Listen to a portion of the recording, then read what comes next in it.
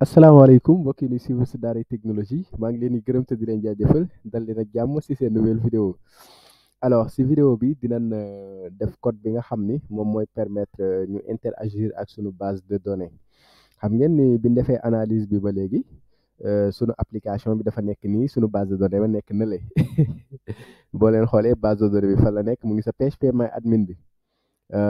sunu application bi fan la nekk mu ngi nekk si dossier htdocs. Alors il faut que ñu def benn moyen boo xam ni dañuy mën a attaquer base de données bi connecté aussi base de données MySQL bi pour mën a ajouter foofu ay informations pour mën a récupérer ay informations wala modifier fa ay informations alors pour mën a def loolu il nous faut benn code boo xam ne moom mooy permettre def la connexion avec la base de données donc pour cela da ngeen di ñëw dans le dossier modèle si DB repository donc damay créer fii benn classe boo xam ne dama koy tuddee DB repository donc première chose à faire boo duggee si fichier PHP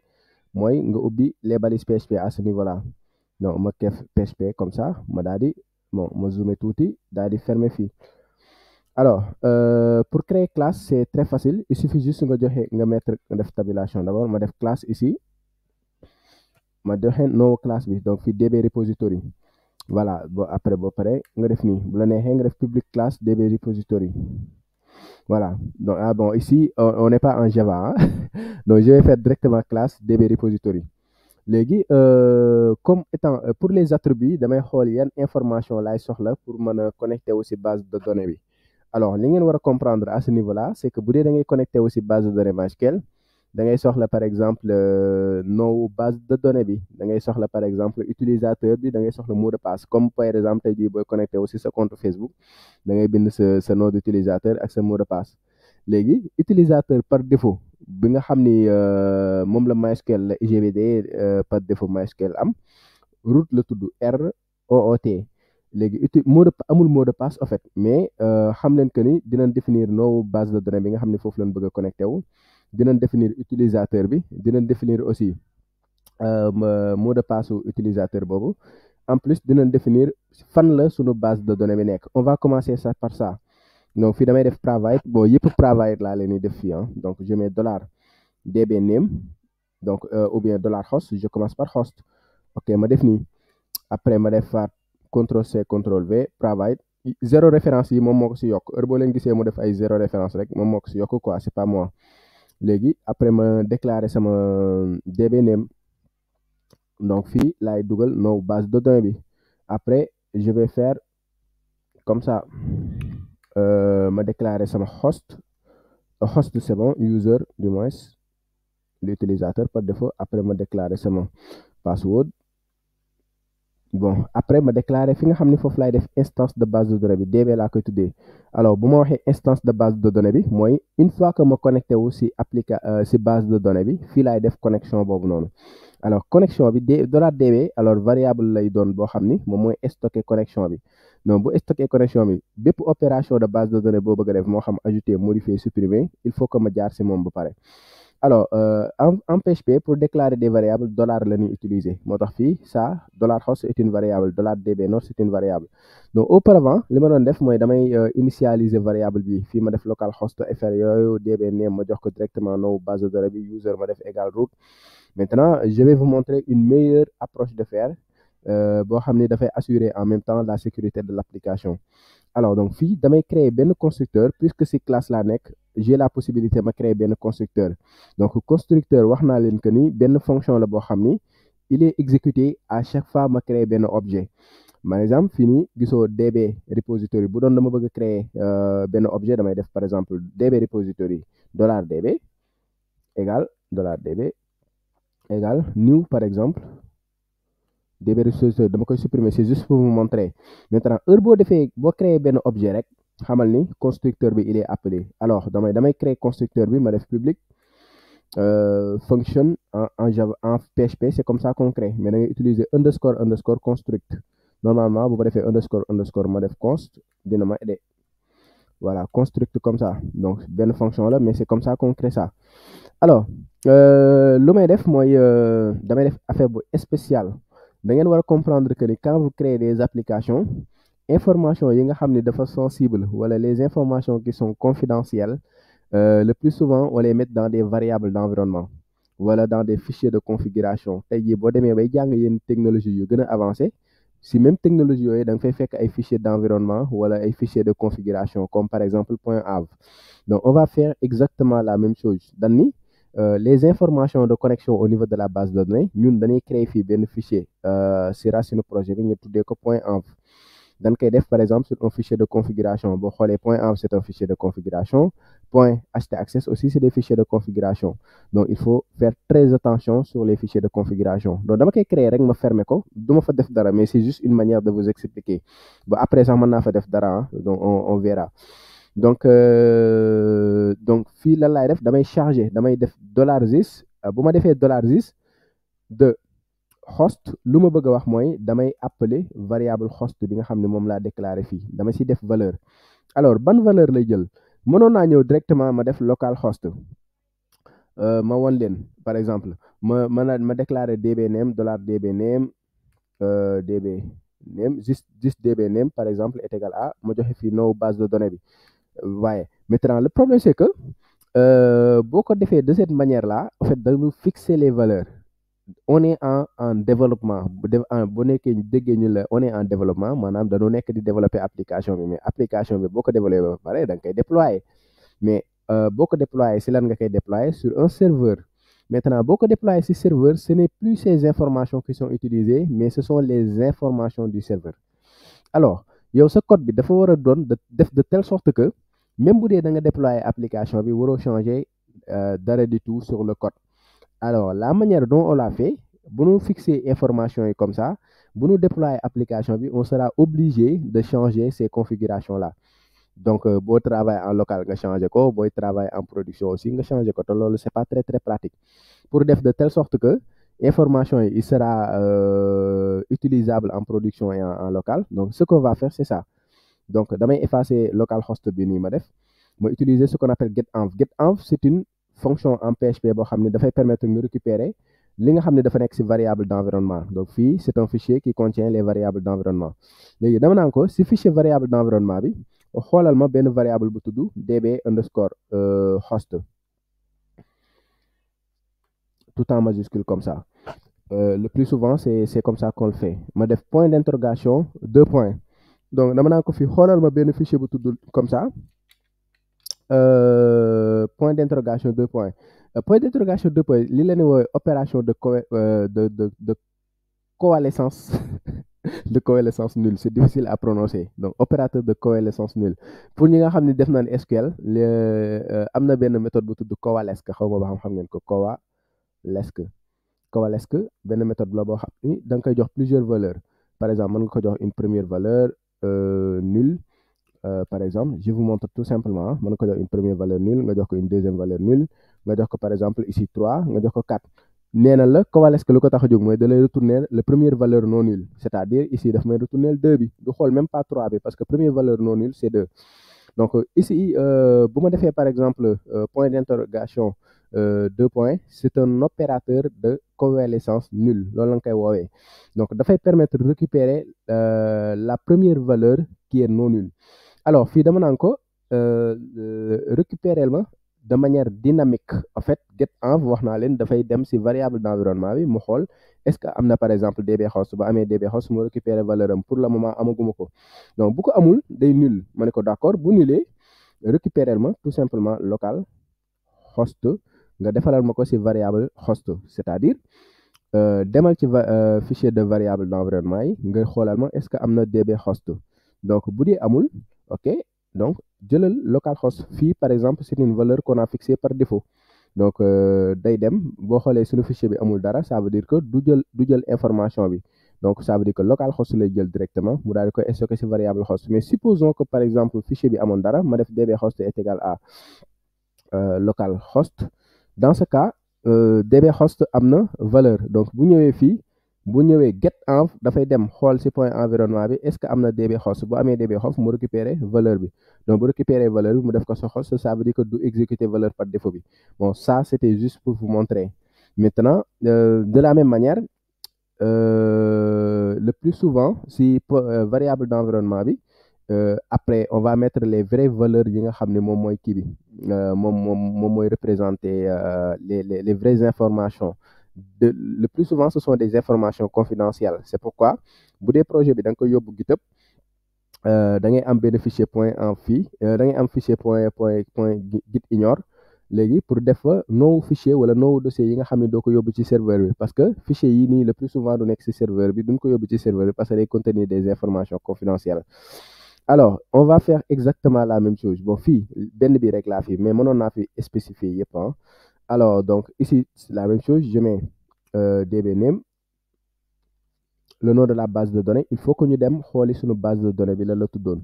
Alors je vais démarrer mon XAMPP en attendant Apache ak MySQL. Ma démarrer Apache bu ma juumul mu ngi woon tudd Daaray Tech app mais toujours copier-coller moo gën a wóor pour ne pas faire d'erreur parce que PHP erreur boo si def du la ko baal voilà donc li gën a wóor mooy à chaque fois del copier-coller nos bases de données bi mais je pense que Daaray App Tâche Daaray Tech app voilà moo nekk nii donc ma retourner ma daal di koy jox valeur boobu noonu c'est nos bases de données bi c'est Daaray Tech app. Alors même chose ça c'est dbname donc si variable dbname dama si def valeur u Daaray Tech donc fii première chose bu muy def day dem si variable .env xool est-ce que am na dbname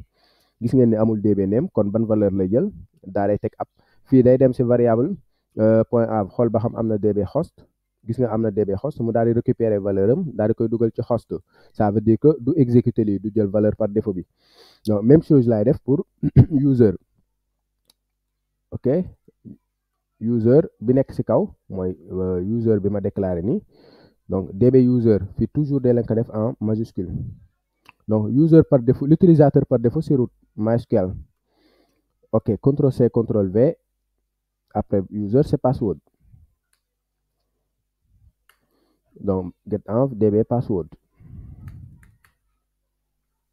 voilà donc db password amul mot de passe par défaut donc je le laisse comme ça.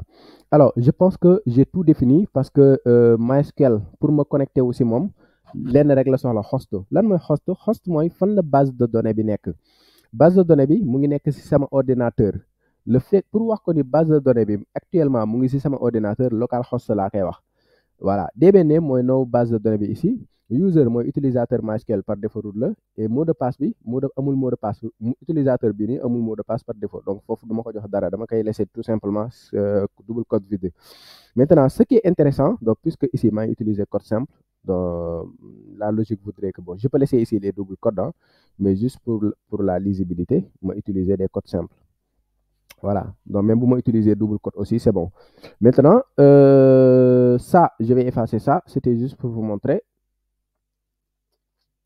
Ma dali défini. Alors, li nga war a comprendre mooy instant yi ñu ngi en développement dañu nekk di créer application bi mais application boo ko créer ba pare boo ko yóbbee ci serveur bi information yi dafay changer. Maintenant bu dee localhost dafay utiliser base de données bi nekk ci serveur bi non adresse base de données bi nekk ci serveur bi.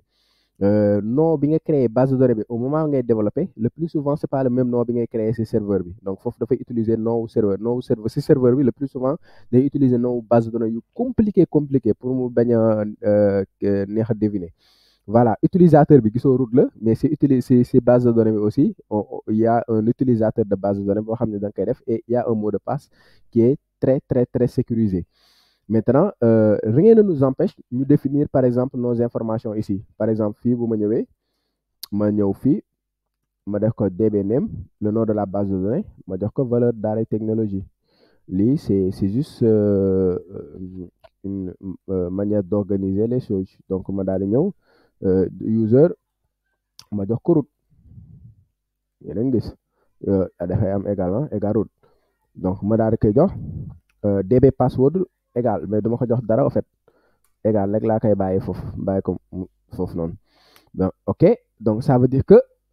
comme définir naa ci point env moom bu ñëwee il récupère directement valeur yi nekk ci point env ça veut dire que dernière valeur yi du ko saisir maintenant avantage bi mooy lan supposons que ma déployer application bi point env bi rek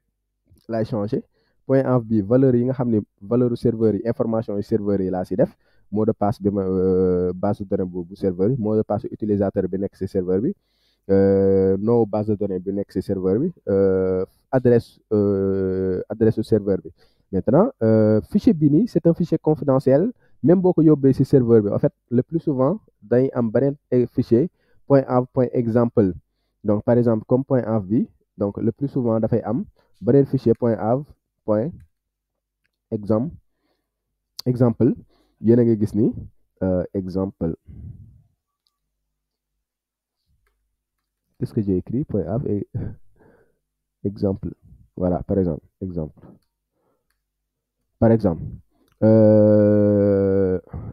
le plus souvent da ngay am par exemple des fichiers .av .exemple mais foofu du am ay valeur donc nii nga koy def quoi donc lii c'est juste pour dire que en fait .av bi information yi ñoo ci nekk .av .exemple bi mën nañ ko yóbbu ci serveur bi amul benn donnée voilà mais .av bi nga xam ne moom moo contenir vraie information qui sont confidentielles moom du dem ci serveur bi donc après bu ñuy jël projet bi di ko yóbbu ci GitHub di ngeen gis ni par exemple moom du dem ci serveur bi donc mais pour le moment on va continuer notre fonction alors li nga war a comprendre c'est que il faut que ma créer benn fonction boo xam ni moom mooy def la connexion au niveau de la base de données donc fonction boobu noonu amaguma ko mais fii laa koy woo en réalité donc damay def $this flash connect laa koy tuddee amaguma ko dama koy dem ma créer ji alors pourquoi ma def ko par exemple fii parce que bu leen fàtte constructeur benn fonction la boo xam ne heure boo créer benn objet rek bu ma créer objet db repository dafay lancer constructeur bi donc ça veut dire bu lancer constructeur bi ça veut dire que dafay exécuter en même temps la fonction qui est connect fonction bi dama koy def mu doon privé parce que soxlawuma ko ci beneen fichier alors damay def private function donc toujours il faut préciser function connect entre parenthèses alors lan lay def damay déclarer benn variable $dsn data source name donc maa ko tuddee dsn mën ngeen ko tuddee lu leen neex mais data source name alors damay connecté aussi MySQL lii mooy permettre def connexion MySQL bi MySQL 2 points il faut pas faire d'erreur ma ne ko host maanaam fi base de données bi nekk du lenn lu dul $this la valeur this flash host la valeur de cette host point virgule dbname égal ma jox ko pourquoi ma utiliser accolade parce que damay utiliser flèche quoi donc boo utiliser wul accolade fii du ko comprendre moo utiliser wul accolade fii du comprendre parce que c'est un mot composé voilà donc fii damay def la même chose $this flèche le nom de la base de données c'est db variable bi on l'a appelé dbname donc ma def fii sama toq point virgule damay def vérification fii boo defee espace baaxul boo defee fii espace baaxul lépp dafa war a collé donc ma def sama vérification est-ce que defuma erreur parce que fii boo fi defee erreur tu pourras pas faire la connexion à la base de données donc c'est juste une manière de prendre ces informations de les mettre dans une variable waaw fii MySQL laa def $host pour wax ko ni MySQL host bi pour nga connecté aussi base de données bi xam nga information yi wax naa leen ni information yi laa ko war a jox léegi je parle avec MySQL ma ne ko host bi moo nekk nii mooy this.host mais fii bu demee this.host lii lay jël mais this.host pour le moment amagul valeur est-ce que vaille fii lay amee valeur uniquement bu ñu créer objet la méthode bi le constructeur bi di exécuté wu ça veut dire que tant que créé woo objet méthode bi du exécuté wu objet bi même du fii lan koy créer après lan koy créer si yeneen fichier lan koy créer voilà donc ça veut dire que initialisation variable yi fii laa ko defee fii laa appelé méthode bi mais lii nii lépp dafay exécuté wu uniquement si on crée un objet voilà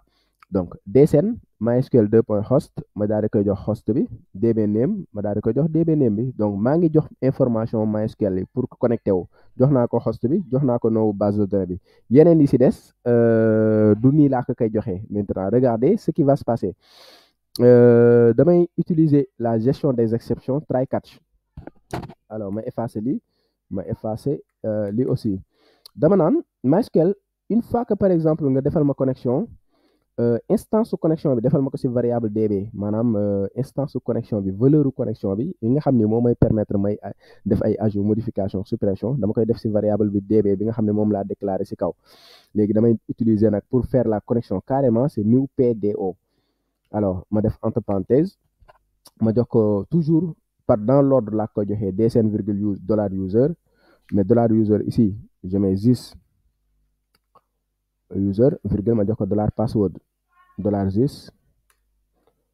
flash password. Normalement bu ma ñëwee rek ma bind this daf ma war a aider this voilà ma def flash password. donc fii boo leen gisee tabulation yaakaar na dama voilà lépp di leer information yi ma ko jox gisoo fii yi ma ko joxoon c'est partiel fii li ma ko jox xam nga bu ma jëloon lii lépp bu ma ko jëlee ma dugal ko fii dafay bëri dafay jaxasoo gis nga ni mu jaxasoo looloo tax ma externaliser ko ci variable. donc MySQL joxoon naa ko host bi joxoon naa ko DB name bi li ko dese woon rek mooy utilisateur bi ak mot de passe bi mais loolu ci fii laa ko joxee une instance de PDO toujours nii ngeen koy créer moo tax fonction bi boo ko amee xasee ba am daanaka ci n'importe quel projet même chose mën nga utiliser même chose parce que ça va pas changer. donc fii MySQL joxoon naa ko host bi pour wax que ni sama base de données bi fii la nekk valeur host bi lay jël valeur host bi fii localhost la joxoon naa ko no base de données bi parce que dama nekk di connecté wu ci MySQL foog nga jox ko information yooyu noonu fii daaray tâche ab la léegi nag pour jox ko yeneen information yi foog ma defee ko nii new PDO je crée une instance de PDO qui signifie PHP data object ma jox ko DSN bi mu ne d'accord boo ma joxee DSN bi dinaa xam host bi dinaa xam kii bi man la des na jox ko utilisateur bi n'est-ce pas jox ko aussi mot de passe bi ma ne ko léegi damay connecté wu léegi connexion bii may def dama bëgg nga dugalal ma bu dee jàll na nga dugalal ma ko ci ZisDB même bu dee jàllul am problème dugalal ma ko ci ZisDB léegi nag une fois que il y a des problèmes dama bëgg a def lu ñuy wax activation de la gestion des erreurs je pense que par défaut c'est activé mais toujours il est bien de faire ça zis set attribut ZisDB c'est-à-dire valeur bi nekk fii ci DB bu dee dafa déclencher ay exception damay activer exception bi pour que mu générer ma benn erreur alors dama koy jox PDO 2.2 yi heure boo ko gisee loolu la ne woowe scope resolution operator c'est-à-dire opérateur de résolution de portée loolu la tudd ci programmation ma jox ko ATTR normalement dina ma aider erreur mode ma jox ko deuxième valeur c'est-à-dire lii lu muy tekki mooy bu dee instance bi nii de base de données bi dafa am erreur dafa ko déclencher benn erreur voyez donc attribut erreur mode bu dee dafa déclencher erreur léegi activer l'erreur gestion des exceptions donc pour di wax que mu activer gestion des exceptions damay def PDO 2.2 erreur mode exception très bien donc fii li ngay comprendre mooy lan gisoo attribut ak valeur la donc cet attribut dama nekk di connecté wu ci base de données bi moo nekk nii jox naa la information yëpp pour connecté wu ci base de données bi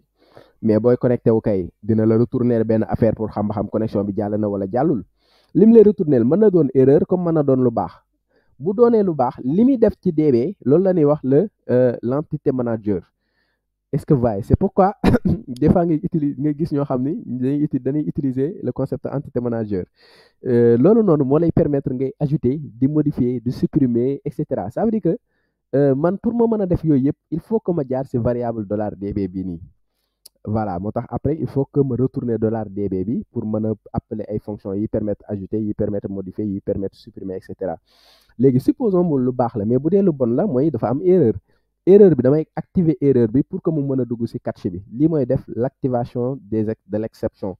maintenant l'activation de l'exception par défaut je pense que c'est activé mais il est toujours bien de le préciser textuellement comme ça pour que nga assurer ko ni activer na ko donc ci DB bi bu dee dafa am exception ok damay activer erreur mode bi bu dee am na erreur par exemple damay activer erreur la gestion des exceptions donc les exceptions c'est tout simplement les erreurs alors fii du lii nga fi def mais PDO exception nga fi def parce que une exception PDO moom lañ déclenché fii damay effacer ma tuddee ko erreur parce que erreur moo gën a explicite lii ma nekk di def nii il est déconseillé de faire ça en production par exemple d'afficher les erreurs directement parce que fii mënoon naa ñëw ma def par exemple die ma ne ko par exemple afficher ma par exemple $error flash get message c'est-à-dire flash get message mais c'est-à-dire problème bi waral connexion bi afficher ma ko fii. die benn fonction la boo xam ni dafay afficher message mais du exécuter le reste du code mais nag avant lii dama ne wax dañ ko interdire en fait si production parce que production jamais au plus grand jamais utilisateur bi buy connecté waroo ko wax lu waral erreur bi waroo ko wax lu waral erreur bi erreur technique bi li waral erreur bi carrément erreur technique bi waroo ko wax parce que c'est une faille de sécurité. Donc regardez ce que je vais faire damay créer benn fonction boo xam ne dama koy tuddee handle error dama koy woo fii d'abord après ma créer ko pour le moment créer guma ko handle error voilà donc xanaa moom moo permettre mu créer léegi moom mooy afficher erreur yi quoi erreur bi léegi dama koy jox instance $error bi dama ko jox voilà donc moom laa koy jox léegi ma dem créer ko c'est juste une fonction bu ma ko créer moom dafay jël en paramètre gisoo fii en argument laa ko jox erreur bi damay dem ma créer ko mën naa ko utiliser private parce que mën naa ko def private parce que dama ko utiliser si beneen fichier private function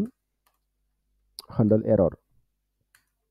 Alors comme fii day jël argument il faut que ma jox ko argument mais argument bi c'est de type PDO exception lii laay copier ma coller ko fii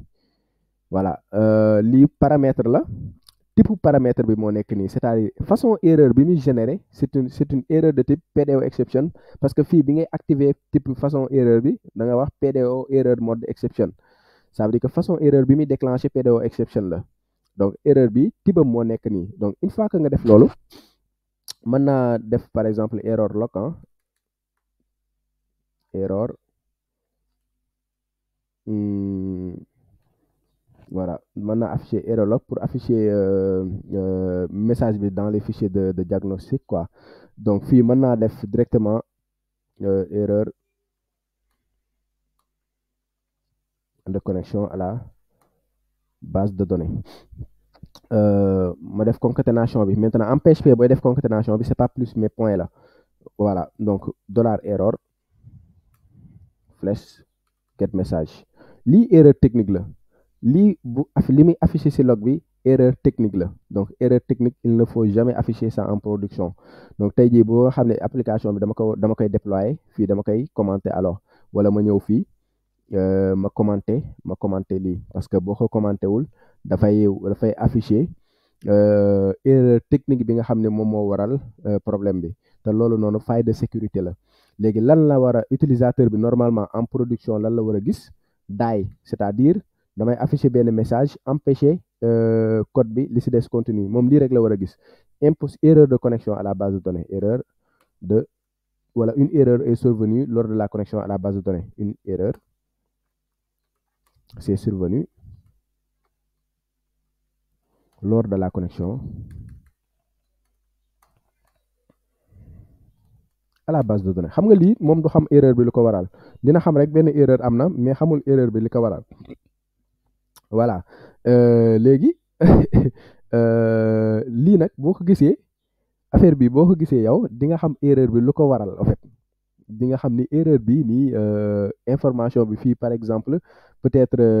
au lieu mooy bind use like laa bind et cetera fii nag aussi par ordre nga koy joxee man lu tax ma jàpp ko dëpp rek laay wax dëpp DUP maanaam D bi laay woowee DSN U bi laay woowee par exemple user et P bi laay woowee password moo tax toujours damay fermer samay bët bind ko dans l'ordre DSN user ak password boo ko joxul dans l'ordre c'est pas bon alors donc fonction bii nii ma créé mu handle error mënoon naa def sax show message error mënoon naa ko tuddee loolu wala handle error le plus souvent c'est le mot handle qui signifie gestion moom la ñuy utiliser moom laa woo fii nii donc ça veut dire moom mooy afficher erreur bi alors jusque là créé naa lépp mais retourner guma instance de base de données bi par exemple DB bi bu amee valeur gisoo dama koy def fii nii this DB mooy lan this DB mooy connexion bi bu jàllee wala même bu jàllul bu jàllee par exemple defal ma fii résultat bi maanaam le fait que ma utiliser this DB maanaam mooy variable bii ma déclaré ci kaw defal ma fi information bi effectivement léegi bu ko defee ci information bi foog ma am benn méthode boo xam ni moom mooy retourner information boobu mënoon naa ko def directement fii mënoon naa ñëw fii ma def directement return mënoon naa def return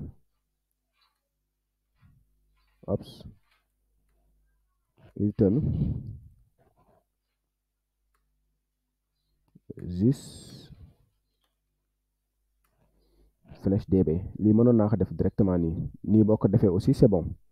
Voilà bon sinon aussi mën nañ créer benn fonction ñu tuddee ko get connection parce que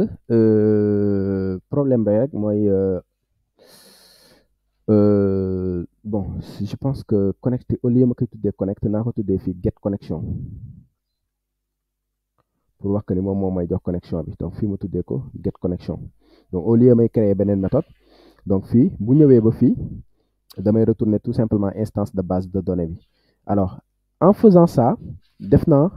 créer naa par exemple benn méthode boo xam ni moo may permettre gérer les erreurs fii tamit bu ma neexoon du ma def lii lépp bu ma neexoon au lieu may créer fonction bi fii mën naa ko simplifier mënoon naa ñëw directement ma daal di koy def fii lii c'est une manière simplifiée bu dee par exemple le fait que ma koy encapsuler dafa xaw compliqué si yéen mën naa partir dans sur ce principe là donc ce qui fera que benn fonction rek la ñuy am donc bu dee lii moo gën a leer si seeni bët. Donc sinon aussi on peut avoir plusieurs fonctions mais mën na leen embrouiller quoi alors ngeen yaakaar ne affaire bu compliqué la fekk affaire bu yomb la donc pour ma expliquer waat leen code bi donc dama commencer pour déclarer information de connexion yi nga xam ni soxla naa ko. Alors information de connexion yi host la mooy par exemple fan la base de données bi nekk ça dépend fi base de données bi nekk ça dépend en fait fi nga ko dugal ak ci ban environnement ngay travailler. Actuellement environnement de développement laa nekk base de données bi muy ci sama ordinateur dans ce cas localhost laay wax léegi bu dee base de données bi dafa nekk ci serveur bi ma ko déployé dans ce cas dafay jël adresse su base de données wu serveur boobu noonu on n'est pas encore dans ce cas là moo tax fii host bi moo taxoon ma jox ko localhost par défaut fii no base de données bi laa fiy jenc li variable la no base de données bi laa fiy dugal user fii no utilisateur u MySQL par défaut bi nga xam ni root la moom laa fay dugal mot de passe bi mot de passe am laa fay dugal mais lépp loo fi gis day changer bu demee ci serveur bi fii instance de base de connexion de la base de données laa siy def donc loolu moo may permettre may def ay opération d'ajout de modification de suppression de récupération sur la base de données léegi pour ma mën ko def il faut que ñu créer benn objet en fait faut que ñu créer benn DB comme par exemple il faut que quelque part pas ici mais quelque part ñu def fa $db est égal à $db égale new db repository li heure boo ko defee bu ma defee nii point virgule rek xamal ni bu ma ko defee nii taj rek xamal ni exécuté na constructeur bi voilà taj exécuté na constructeur bi te fii lii objet la $db bi objet la léegi objet waxoon naa leen pour appeler méthode bi da ngay passer ci objet bi après mën naa def objet point get connection lii après dinaa ko mën a def get connection c'est juste pour wan leen dama koy supprimer après dinaa mën a def genre affaire yi nii donc dama pour appeler get connection bu ma appeler get connection maintenant dinaa mën a exécuter ay requêtes SQL mais pour le moment nekkaguma ci étape boobu noonu c'était juste pour vous montrer. Alors bu ma créer objet dafay exécuter lii bu exécuter lan laay def ma ni variable host bi dama ciy def valeur récupérer li nekk ci variable d'environnement bi n'est-ce pas bu dee variable d'environnement bi amul dara mais ñun boo gisee am na dara mais bu dee amul dara utiliser localhost nga def ko ci variable bi fii $db name ma ni ko demal nga jël li nekk ci variable d'environnement bi bu dee amul dara jëlal daaray technologie donc just user demal nga jël db user bi nekk ci base de données bi c'est-à-dire valeur bi lay jël quoi root fii mais bu dul amul dara rek jëlal root bi password aussi même chose jëlal bi nekk ci variable d'environnement point env bu dee amul dara nga jël bi get connection dama koy woo parce que bii bu ma ko exécuter idéal bi mooy mu exécuter fonction bii nii donc fonction bi du exécuter uniquement bu dul woo ko woowul fii laa ko woowee donc get connection moo nekk nii ma définir sama variable dsn juste pour alléger écriture bi à ce niveau là ma jox ko MySQL valeur host bi db name ak valeur db name bi léegi nag ma ne ko d'accord léegi damay connecté wu si MySQL dans ce cas foog ma jox la dsn bi foog ma jox la utilisateur bi foog ma jox la mot de passe bi jox naa la ko ba pare essayer ma connecté wu try mooy damay essayer ma connecté wu mais moment bi nga essayer connecté wu bu dee dafa am erreur damay activer erreur bi léegi boo ko activer da ngay dugg automatiquement si catch bi nga déclencher benn exception bu tudd PDO exception erreur bi defal ma ko ci variable bu tudd error léegi bu ma defalee error bi ma ne ko d'accord dama koy dugal ci log yi nga def afficher ma erreur de message de la base de données après nga afficher ma message bi wan ma lan moo waral erreur connexion bi lii laa waxoon ni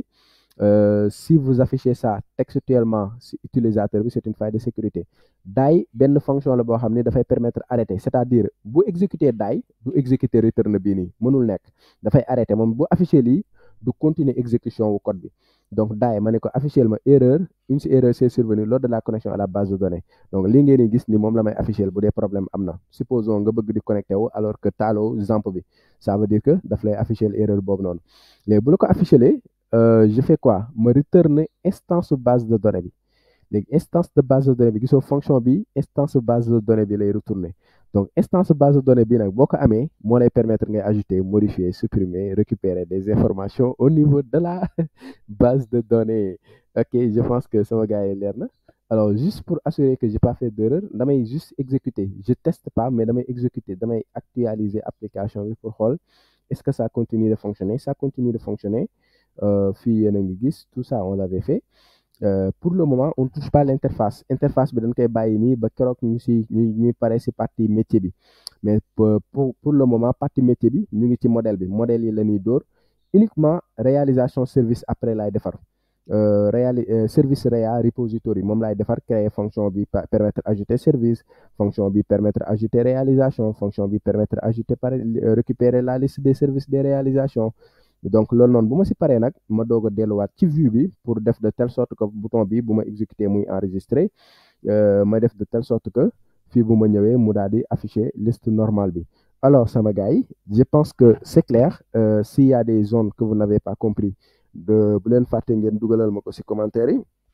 bu dee vidéo bi neex na leen def leen top si commentaire yi voilà donc c'était ça le but je pense que vous avez compris et plus qu'on va avancer, plus que ça va être fun. Donc ici, on peut faire un commentaire.